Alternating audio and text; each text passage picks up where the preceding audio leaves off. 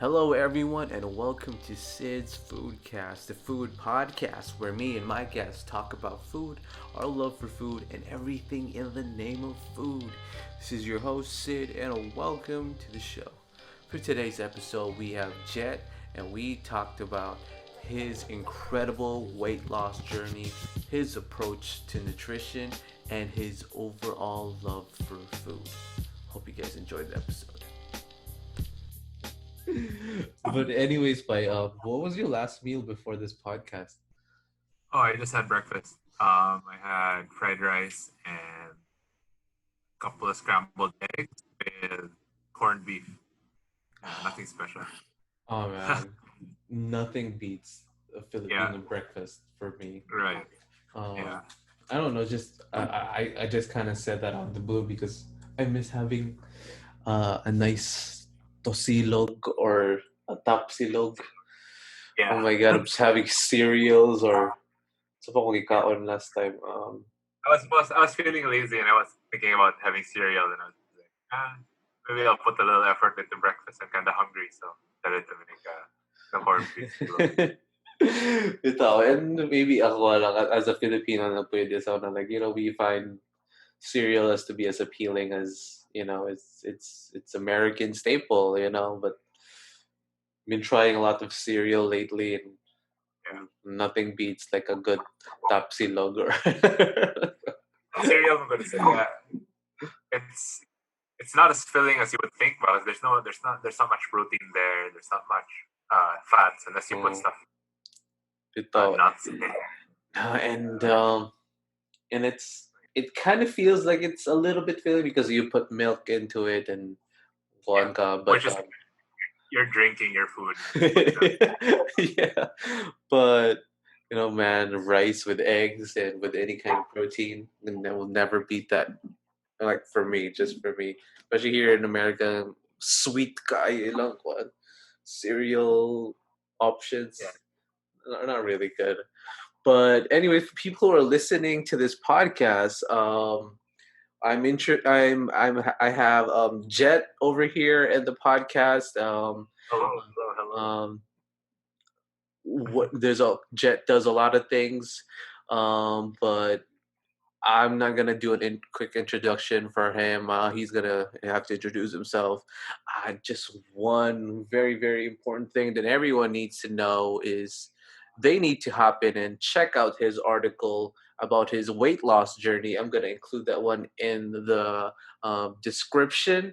Check out what he did with his amazing weight loss journey, and we're gonna talk about that one. No, not necessarily about the types of exercises and all that. We'll get into it, but this is a food journey. I mentioned this to Jet. This is a weight loss journey for sure, a fitness journey, but this is also a food journey, and we're gonna talk about that aspect in A lot his of it had to do life. Right. But for people who are listening, can you introduce yourself and tell us what's up and what you do? Sure. I'm Jet. I work as a writer. I also founded two companies. One is a branding and communications agency. So we help companies identify, establish, or develop their brands. So how their customers or internal and external stakeholders perceive them. Everything about brand perception. We try to help companies out with that. I'm also running a startup writing company, so we offer writing services for anyone or any company that needs writing content, whether for blogs, articles, YouTube scripts, social media captions, whatever. If you want something written down, we'll do it for you in a professional capacity. So yeah, that's been keeping me busy. Awesome, man. And I need a job, so this is my interview. I just tricked them to it. I'm just kidding, because yeah, I'm doing Well, doing. I'll take a look at your CV. Yeah. This is just me sneaking my way to having a remote writing job because I've been looking for a remote job for the longest time. I'm just kidding. We'll talk. We'll talk.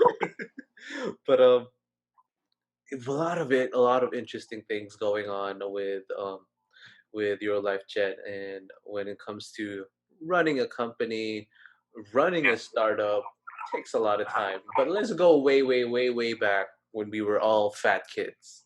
You Right. said you were a fat kid. I was not At just a kid, huh? all the way to adulthood. All the way to adulthood, and I was a fat kid, and I looked like this, but I was really fat, So I understand the How sentiment. were how heavy were you at your heaviest? My heaviest was 88 kilograms. So not compared to you, man. And I was struggling. You know, Yeah. 88 it was I knew okay, my next question was what is your when you think of you when you were fat? What do you were you do you feel resentment that you're fat? Do you feel like totally fine? Some fat people don't even know that they're fat. That's why I wanted Yeah. to ask, what was your I knew that I was fat. But in my mind, I was always like, I don't care because I know I can just lose the weight someday. Like Mhm, eventually, I'll find the time to just lose the weight, and that was mhm. the mind for like 20 years. So I was like, someday. For 20 years, I just kept telling myself, someday I'll lose the weight. I mean, like in my mind, it was like, yeah, I'm fat, but like I know I can change that eventually. So I just it's like a constant state of denial while recognizing the actual truth. Yeah. For me, man, like I knew I was fat when I had this crush when I was in the sixth grade, and like she liked skinny people, and I knew I was fat.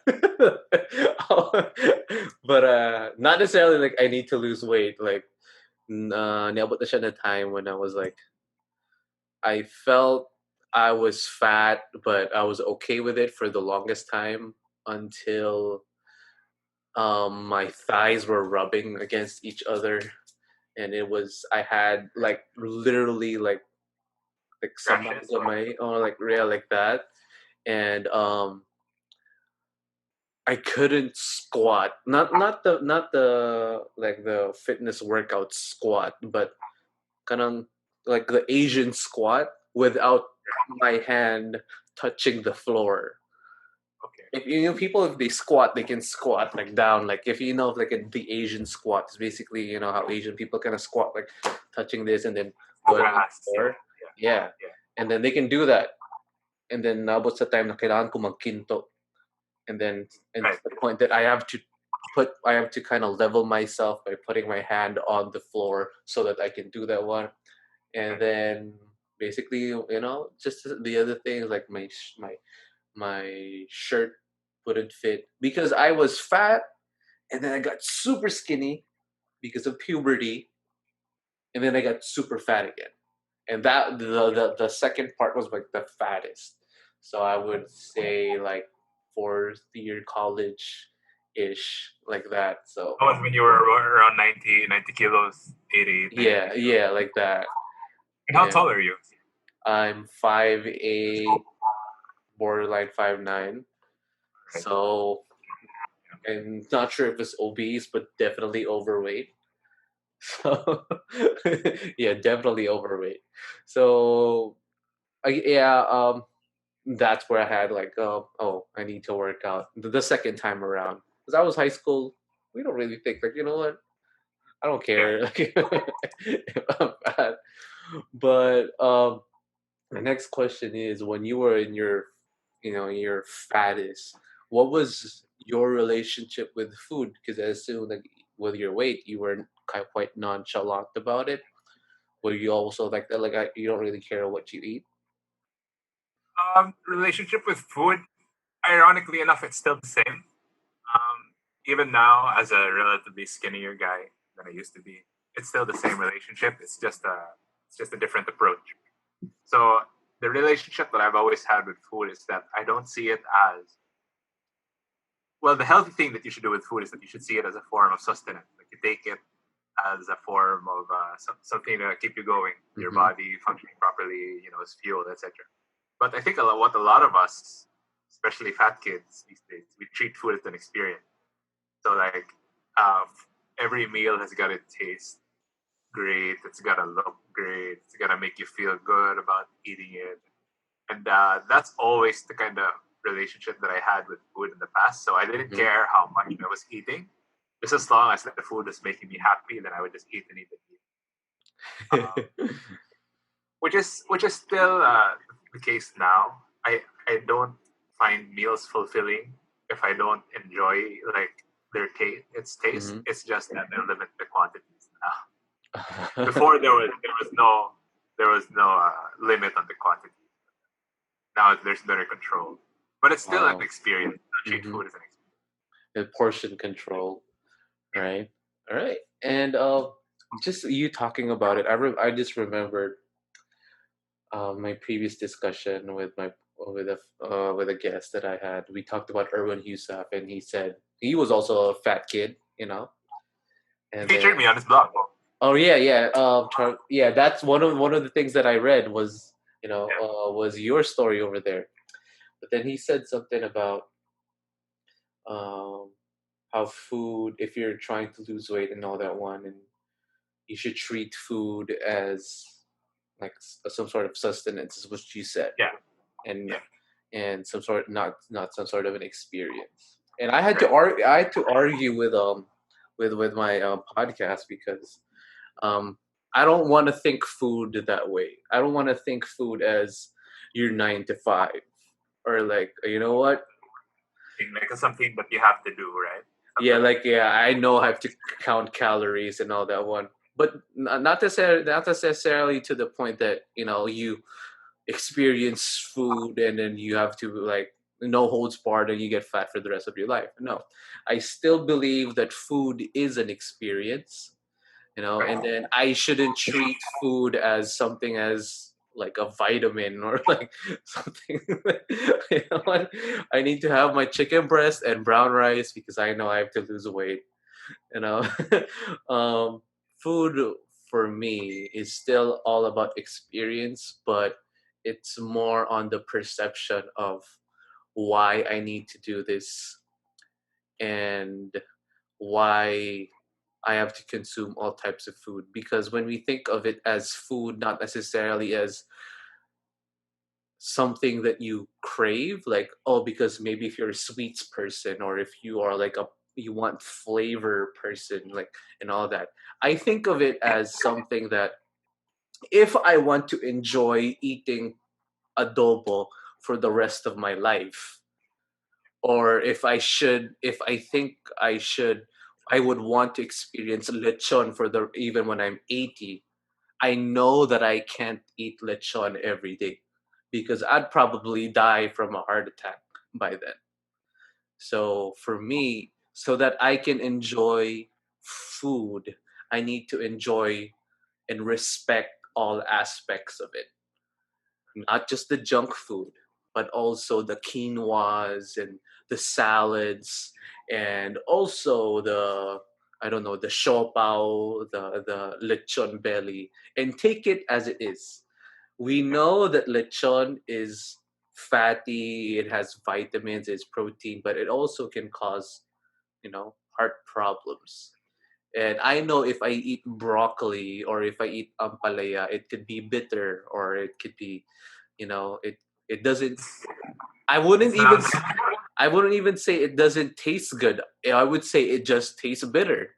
And we just have to appreciate bitter as a taste. I mean, we like beer, it's bitter. Why can't we like ampalaya? It's also bitter, right? And it's just me knowing that if I eat this, I know I'm gonna have vitamins and I know it's gonna taste bitter, then I'm gonna embrace the bitterness. And if I know I'm gonna eat lechon belly, I'm gonna have like sakit akong batok after. I'm gonna embrace that as well. In that way, I don't have an unhealthy perception of food. Like, Yeah, oh, I need to have my chicken breast. And I'm saying chicken breast is bad, but it's just that's how, sometimes, like, I don't know, again, like, people would think of it, oh, you know what, treat your food as sustenance, as something that you need to do. It Yeah. does. You don't have to enjoy it. But like that's my argument. I could be wrong, I could be wrong, but me just being a foodie, I want to appreciate everything, all aspects, all spectrum of it. Yeah, that's the whole. It circles around, back around to the cliche of the whole living life in moderation. It's all about moderation. Anything and everything should be about moderation, especially when it comes to your food. So you have your relationship with your healthy food, your quote unquote healthy food, the food that you don't necessarily want to eat, but it helps you live. And then Hmm. there's your relationship with the food that you want to live for. That's the Hmm. ice cream, the cookies, the cake, everything. So Hmm. uh, there's no point living a long life by eating healthy and everything, and you don't get to enjoy that life. Hmm. So, but you also don't want to be careless and be like YOLOing your way through food either. Right. So Hmm. it's all about moderation. Right. And you can definitely find a sweet spot. There's a small sweet spot that it's tastes so good, but it's also so good for your body as well. So there are, those types of things. Yep. But tell me, what is the most sinful food that or craving that you've always had? Always have. Like from time to Uh, time, it's bad, but I have to get it. uh, there's this one food, and Charm knows this. It's there's this one food that I always say I can eat for the rest of my life, and I would never get sick of it, and it's peanut butter. Like I'll have peanut butter all day, every day. Like I'll just put it on a spoon. I'll eat it with the bread, whatever. It's not necessarily an unhealthy food, but it's really high in calories. So if you eat enough peanut butter, you're gonna get fat. 'Cause, one spoon is like 400 calories. One tablespoon is like 100 calories. So I'll have peanut butter a lot, and I have that a lot. I have it a lot. There's My household is never without peanut butter. That's the one food. So, and any variation of that, so peanut butter ice cream, peanut butter cakes, or brownies, or cookies, that's probably that's my guilty pleasure. Oh. And I think you can find a compromise by making your own peanut butter. Have you Yeah, tried I, making I, I do that sometimes when I'm desperate enough and like there's no peanut butter in the house, but I have peanuts, so like, all right, I might as well make my own. And then there's a new trend, like finding healthier options of sinful food, and some Right. of them do work. Some of them they kind of pretend that they're good, but they're not really good. So you know what? If you're gonna be unhealthy, just if Right. don't just try a burger. You don't have to come Limit, up. Yeah. Some of them do limit. work though. Some of them desperately don't. Yeah. But what were your eating you said like when you talked about portion control, it kind of Right. had me an idea of what were your eating habits before making that transition. If you could give. Before making that transition, I didn't care how much I was eating. So like, um, I was one of the greatest things that I learned while making that transition was learning to identify between hunger and craving. So a lot of the times, what we perceive as hunger is actually just craving for something. So you'll see like a commercial for I don't know, like a Chicken Joy, like the Langhap syrup commercial, and you'll feel Mhm. like, oh, I want some good Chicken Joy right now, and you'll think like I must be hungry, but you're probably just craving for it. So before I adopted the healthy lifestyle, um, I just gave in to my cravings every single time because I perceived it as hunger. So that was like whenever I thought, I was like, oh, like a slice of pizza would sound good right now. I must be hungry, so I'm just my pizza. I don't know. That's the relationship I had with food. Oh, and just finding whatever you like, I'm gonna get it. Yeah, See a definitely. picture of like an empanada on the cafeteria, and you're like, oh, it's really good. Like, I didn't even know I wanted an empanada, but I'm gonna buy Same, one. same. The eyes definitely sell you. Because of you see that it Yeah. tastes good. It might. I mean, if it looks good, it might taste good. What single food made you fat? Like all the time. Like you think like if there's one culprit that made you fat, what was it? I guess I ate a lot of fast food. I ate a lot of Fast fast food. food. Because I was living in Manila at the time. I was in college. I was living alone. We weren't allowed to cook in my dorm, so I had to rely a lot on deliveries for food. So, late at night, you're hungry. What are the places that are open? So it's Right. always just Makdo or Mm. Jollibee. Oh yeah, Uh, I had a lot of 12 midnight Big Macs with large fries. oh my god. That sounds so good though. But now I it was really now looking back, I'm like, yeah, you're disgusting, for me, I'm pretty sure what made me fat was um a lot of extra rice and a lot man. Oh of yeah, yeah. a lot of extra rice and a lot of I don't know, I just love pork so much. So whether it's Oh, adobo or I love sinigang. Sinigang hands down my favorite meal even until today. I still love sinigang so much. But anything pork dish, sisig, like that, I love that so much, and I think that's one thing that really made me fat back then. A lot of adobo, not a lot of humba, but a lot of adobo. I also studied in Manila for almost 8 years. A lot of tokwat baboy was main thing. I love a lot of tokwat baboy, and oh, hold on, I think you froze, man. Hello? I'm still here. Hello, Yeah, can you hear me? yeah, you're here. But, Anyway, but I heard you. You, yeah. you. you had a lot of Yeah. And yeah, just that. But with thinking of my old habits and thinking of new habits, if I try to do like a mid like I don't know, man, just thinking of eating a lot of chips and I try doing that one, I feel so dirty and not just metaphorically, like I feel the heaviness already, and do you feel the that's same way? yeah. Like I'll indulge in like crappy corn. I love tortilla chips. Like I'm a sucker for anything corn flavored also. Mhm, So like tortilla chips and stuff like nachos, stuff like that. And then mhm. I'll have them in the middle of the day, and then like in the afternoon, I'll feel like something wrong with my tummy. It'll feel like really weird. And then Mhm. if I try to work out, like after eating chips, it always feels like I want to vomit. I want to throw up. But while you're eating, it tastes really good. Yeah, even ako sad bayad, especially chips kanang mga piatos, chippy, Right. especially chippy. Oh my god.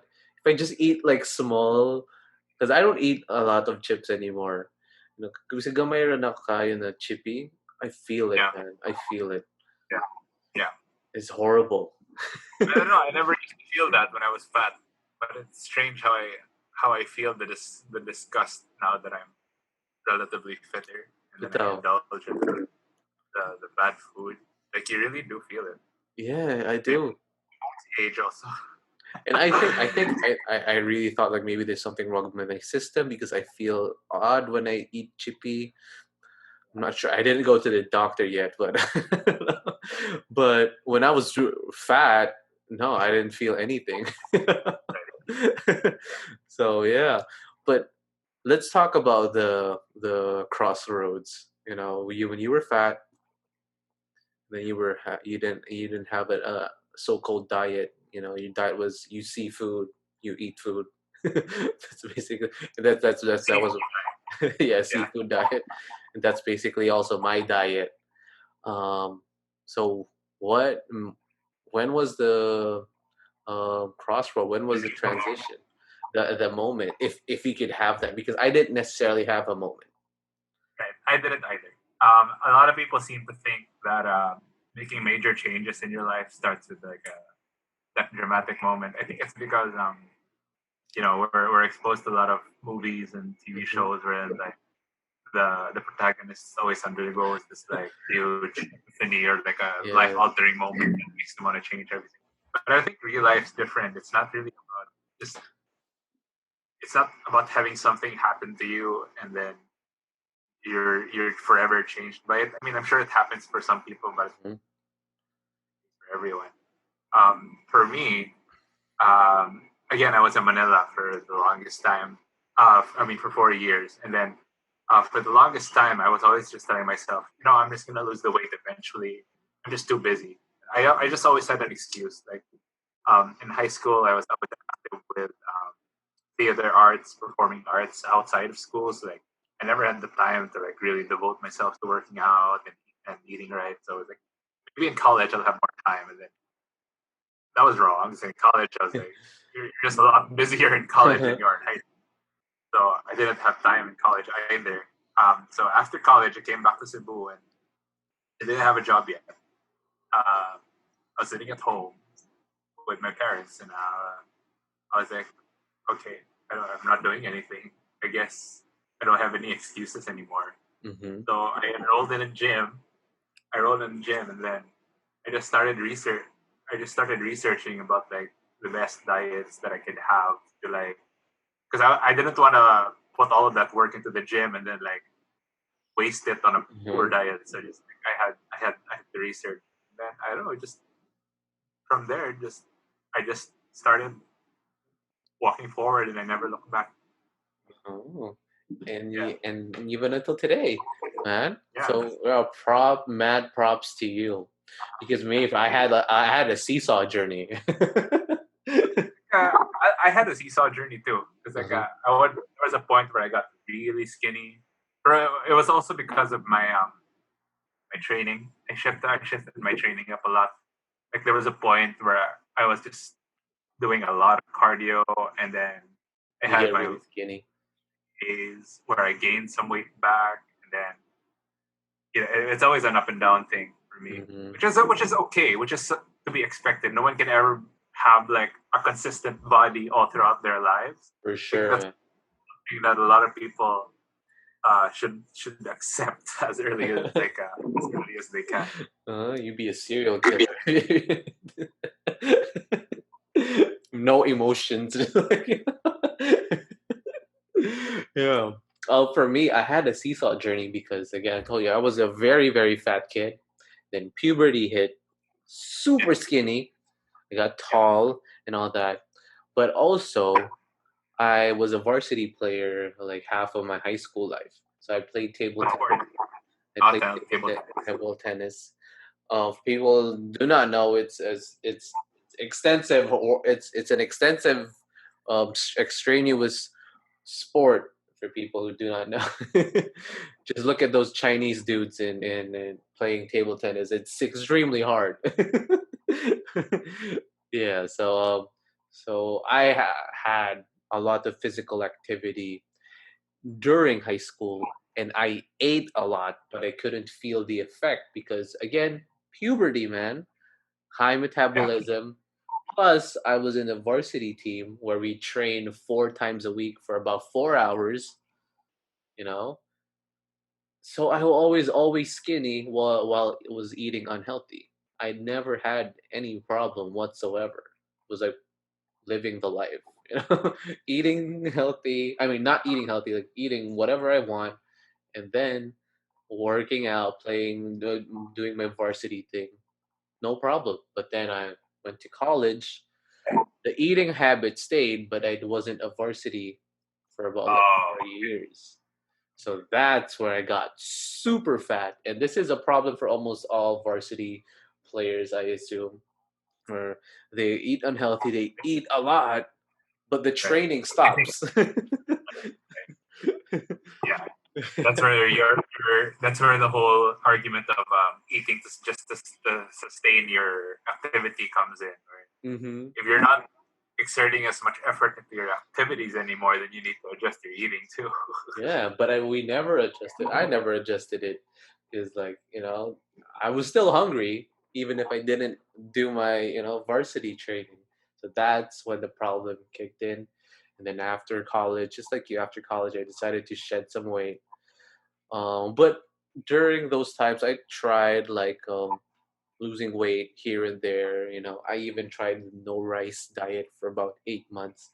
I It's lost. always the Filipino thing, though. Like whenever Filipinos try to lose weight, oh, I'm not eating rice anymore. Yes, and how stupid it would be because First, duh, we're Filipino, we're always going to eat rice. And you try to replace that one, and then especially we don't have a lot of dishes with no rice in the dish. Like you can never eat an adobo without rice, but I did because I had a no rice diet. But how dumb would that sound?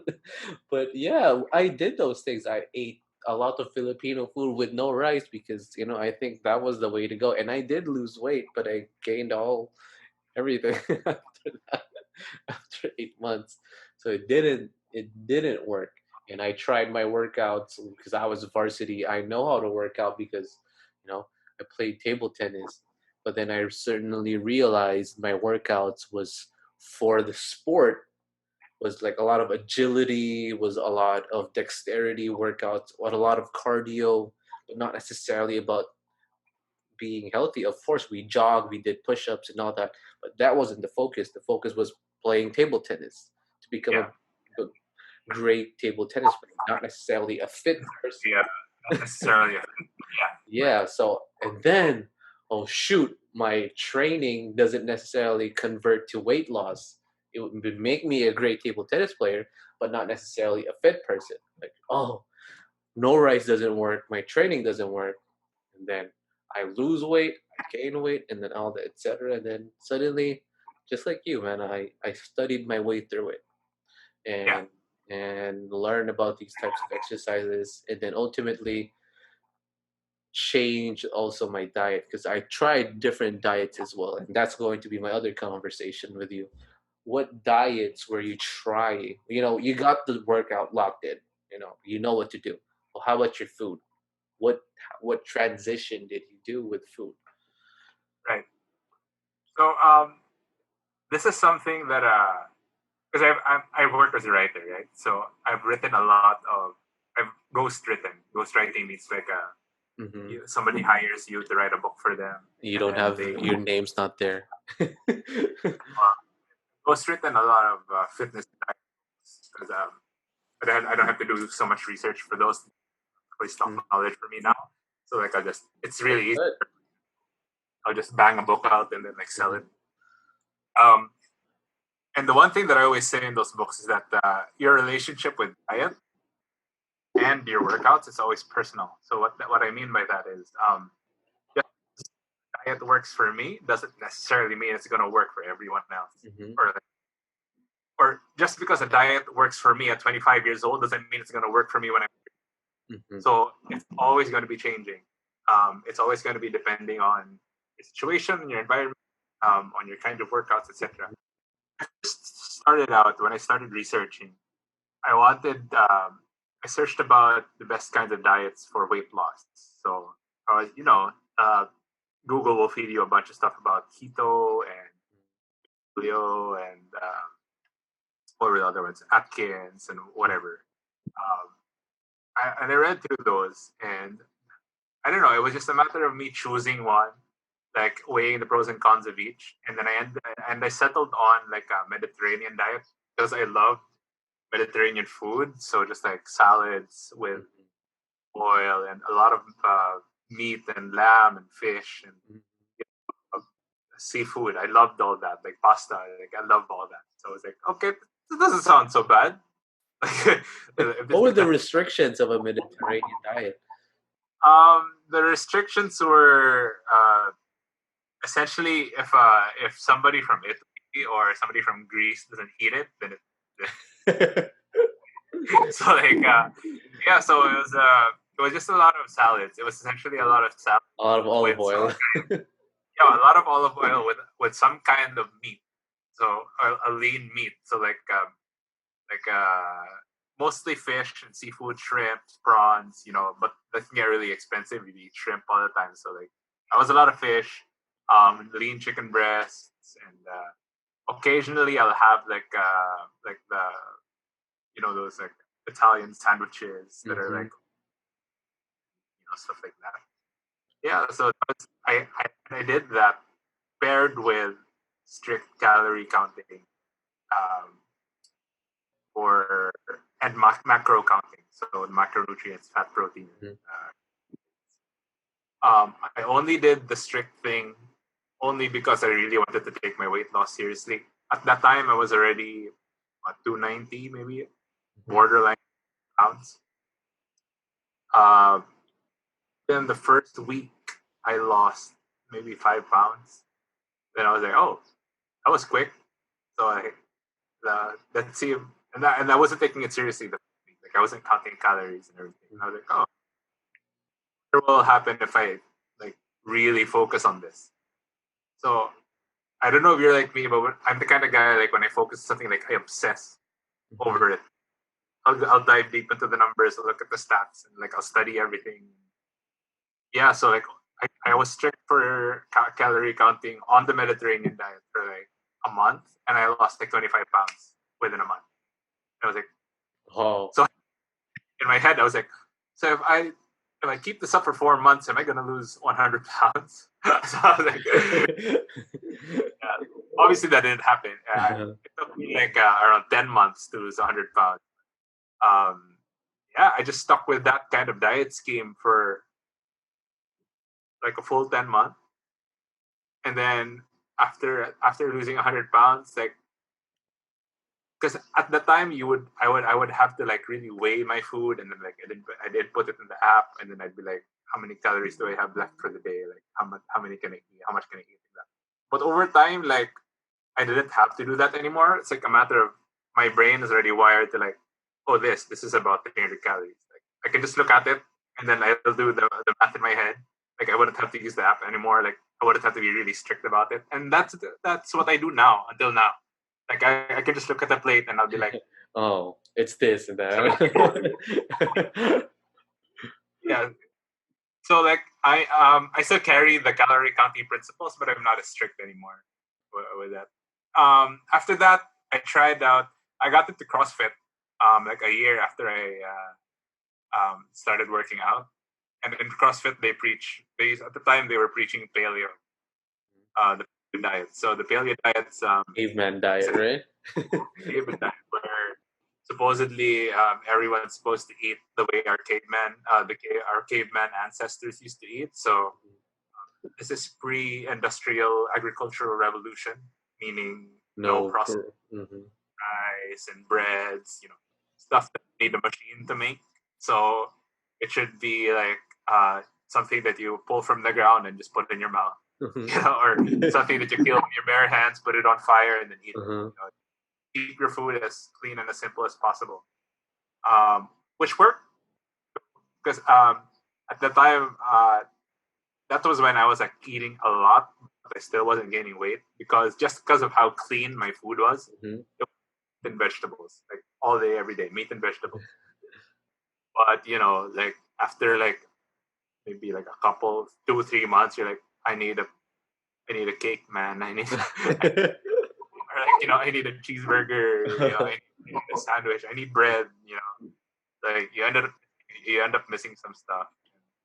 Yeah, over the past few years, I've been in and out of a few different diet schemes. I tried keto for a while, actually a couple of times, and it wasn't for me. I didn't really like it. Most recently I've tried intermittent fasting, which I still do now to a certain extent. Are you familiar with intermittent fasting? Yeah, I did that. Really popular. All right, it's really popular. Right? Like the whole 16-8 thing, no? The 16-hour fasting, and then you have like an 8-hour window to eat. That's usually what people do.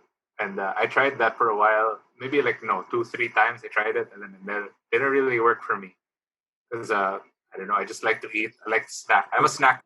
I need to like be chewing something every 3, like I don't know, like peanuts or anything. So like the whole intermittent fasting thing didn't work for me until I shifted to a different format of the 5-2 format of intermittent fasting, wherein 5 days you just do go ahead and eat, and then 2 days a week you fast for 24 hours. Like you deprive yourself of calories for 24 hours twice a week. I don't recommend this for everyone, but it worked for me Like you because don't eat the whole day, just all water, that, yeah. So like you're all in that, Ramadan but extreme. yeah, yeah. So like that worked for me because in my mind I was like, okay, I'll just have to kill myself for 2 days a week, and then the rest of the week I can just eat whatever I want. So I was like, if I just stay strict for 2 days a week, that means I have a little more freedom with my food for the rest of the week. So it was a good reward system in my mind. I think, okay, I'll reward myself that way. So it worked for me, and that's how I lost a lot of weight. Ended up losing a lot of weight again during this pandemic, um, whole quarantine thing.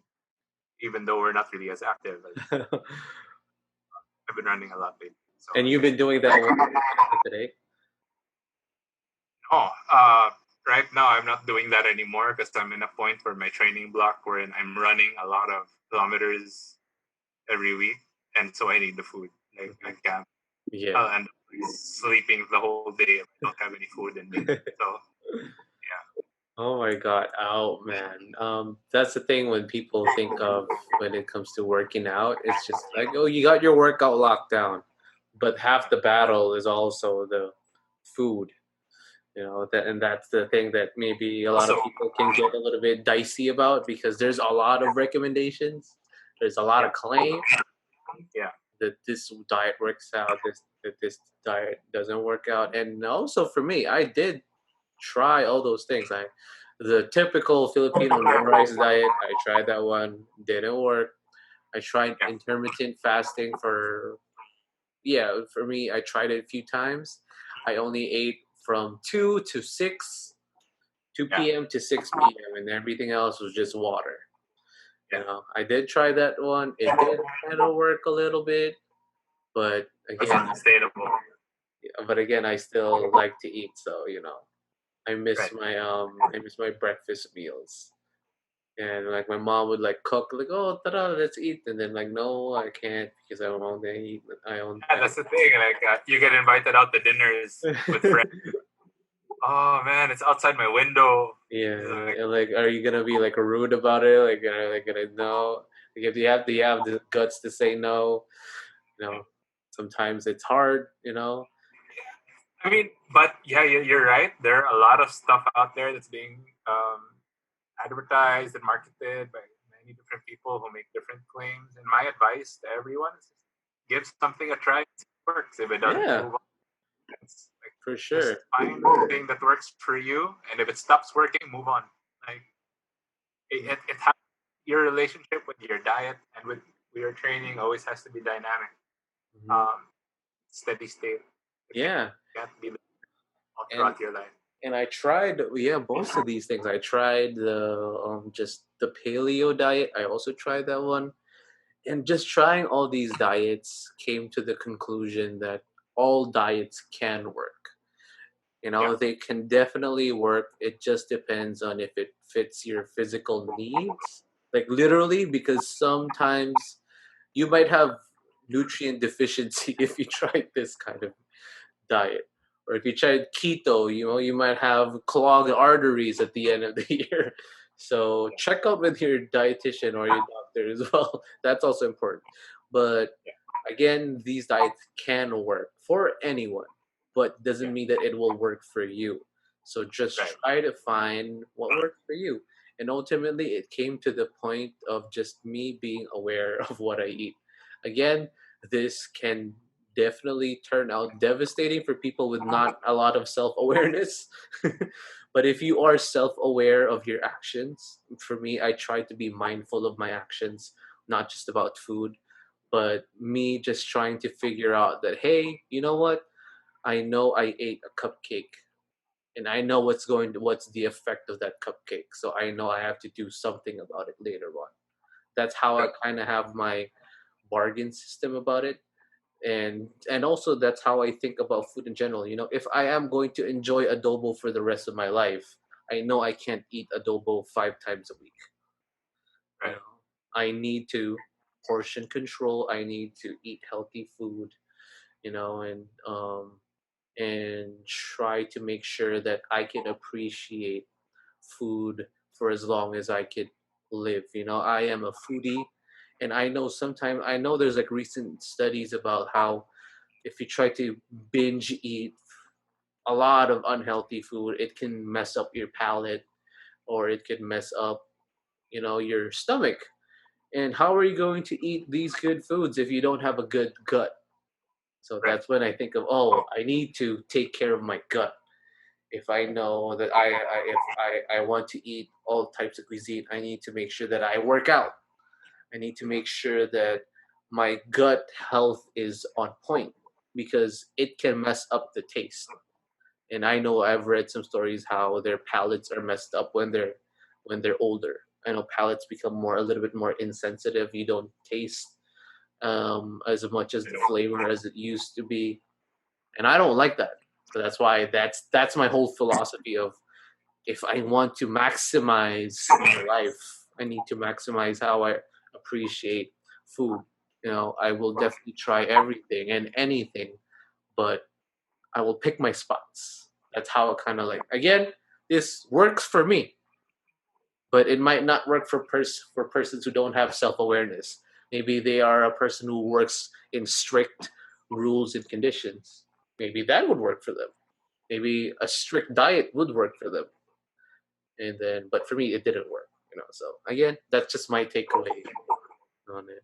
I think I think one important thing to emphasize also when it comes to people trying out new diets is people often uh, become too obsessed with the how of being healthy instead of the whys, which is just as important. So what I mean by that is they immediately want to they want the secret sauce. They want to know. Uh, all right, so this is the diet that's going to help me lose weight, but they won't take the time to understand why that's the diet. Yes.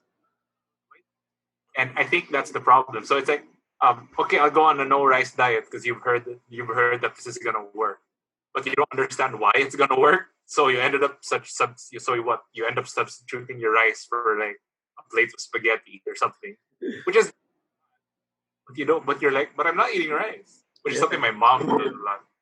Like she gets so proud. Where she's like, oh, I didn't eat rice today. I'm like, yeah, but you had an oatmeal, which is just the same. Understand that. So instead of focusing on like the results, focus on the process and like what connects the result to the process. And once people understand that, I think they'll have better success when it comes to their diet. Yes, and yeah, I totally agree on you, man. And try to understand why you're doing this. At the very Yeah, end of the day, you want to lose weight, sure. You want to eat healthy, sure. Just make sure you remember these goals that you have and the purpose. You want to have intermittent fasting because you can control yourself not eating certain points of the day. Then that works for you. If you're fine yeah, with no, if you're not so much as a rice eater, then and like other types of grains, then maybe paleo can work for you. Try to find out what works and what doesn't work.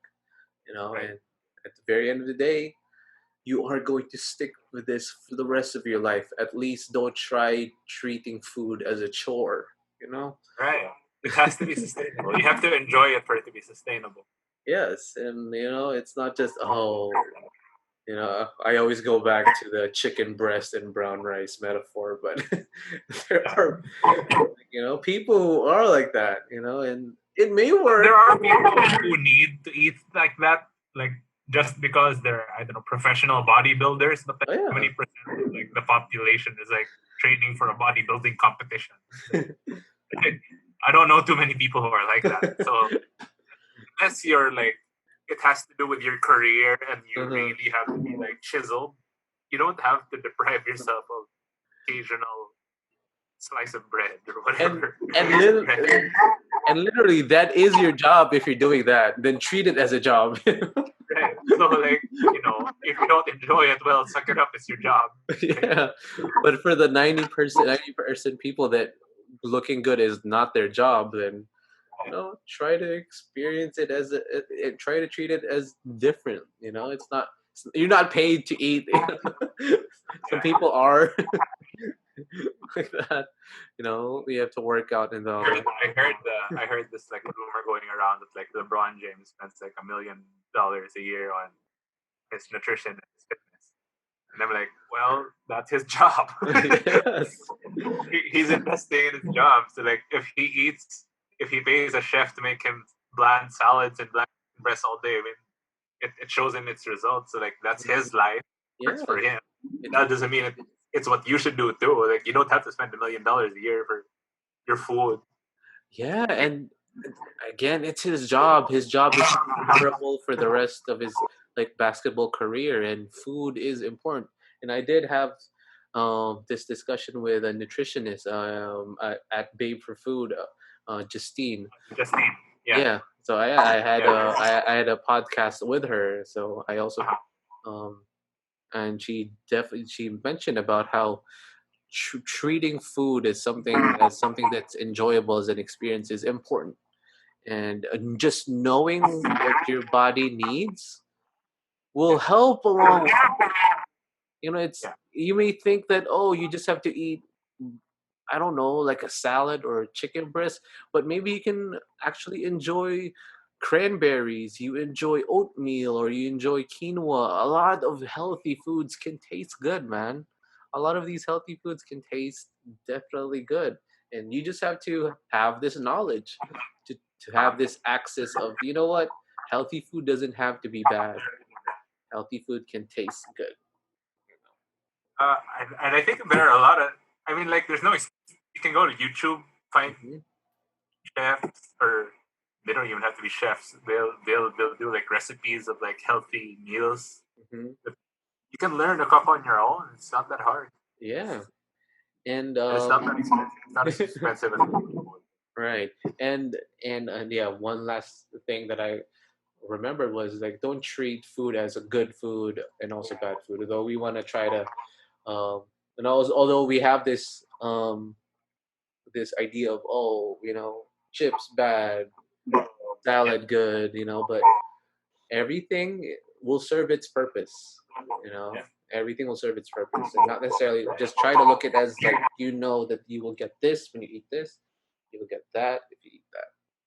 Man, yeah, and that's just my takeaway of this. But yeah, man, thank you so much for sharing a lot of this information.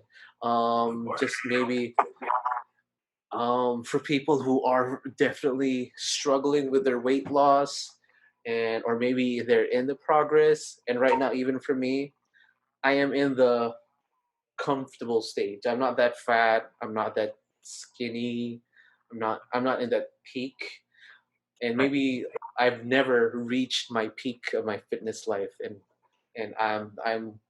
that's where my struggle is. I've lost weight, and now in the I'm okay. Like, I'm in the okay phase. But I want to try at least for once in my life to say like I've reached my peak fitness level.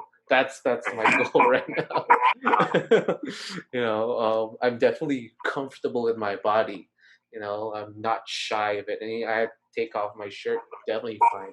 But now I'm trying to like, what do I look like with the peak? Because I've never I don't know, because I've never reached my peak physical, you know, my Apollo Adonis level that way. And that's the thing that I'm kind of struggling with right now. But again, at the very end of the day, it is a journey. And if you have like maybe a nugget of wisdom for people, again, this is not the be all and end all of everything, but maybe you could give like some sort of advice for people who are starting in progress, or people who are there but they're struggling to maintain their healthy lifestyle. What would you like to say? Uh, I The one thing that I'm gonna say is a little effort is better than not that's sustained over time. Is better than big efforts, better than consistent. So what I mean by that is, like, let's say you're a runner. Like right now, I've been running a lot. There are days where I'll be like, I can't do the whole 10K today. Then I'll just try to run Mm-hmm. like five, uh, or there are days where like I don't want to do the whole 12K, so like I'll opt out. Like if I just get out and run, even if I don't go the whole way, I'll end up feeling better than if I didn't run at all. Sure. Kind of like that. Well, and that's the kind of mindset that anyone can adapt into their lives. Like just give your little efforts every day, and those little efforts are eventually going to add up to something big. It's yeah, Don't you have might interest. meet your goals.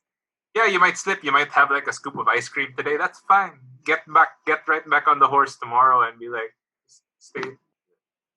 Try to make efforts with your diet tomorrow. Like, have a salad. Make sure you just instead of the rice, stuff like that. Those little change, little habits that you form every day, they add up.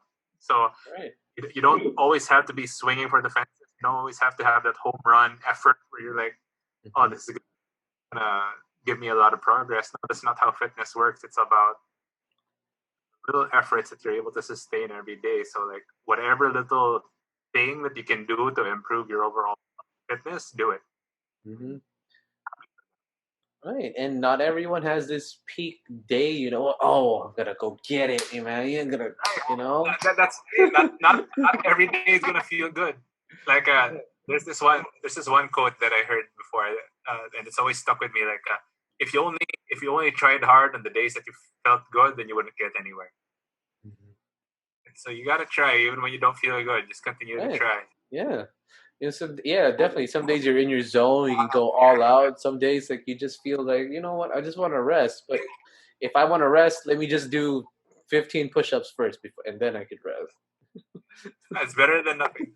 And that's the kind of mindset I carry into my writing as well. Some days like I just won't be in the mood to write. Like the whole creative block.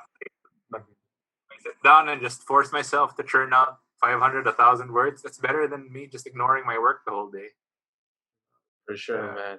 Yeah, and little little things and just being a little bit better every day, you know? every day, just the Yeah, consistency. It's a grind. It's every for day. sure. For sure, man. Thank you so much about your. There's a lot of things that I learned. Just other things that I was refreshed. Looking back at my fat days as well.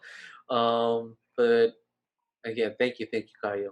All One right, last question. Again, for I sure. always ask this to all of my guests. If you could have any dish, any meal, any drink in the world right now, Yeah. tried it before or you haven't tried it at all, what would it be and why?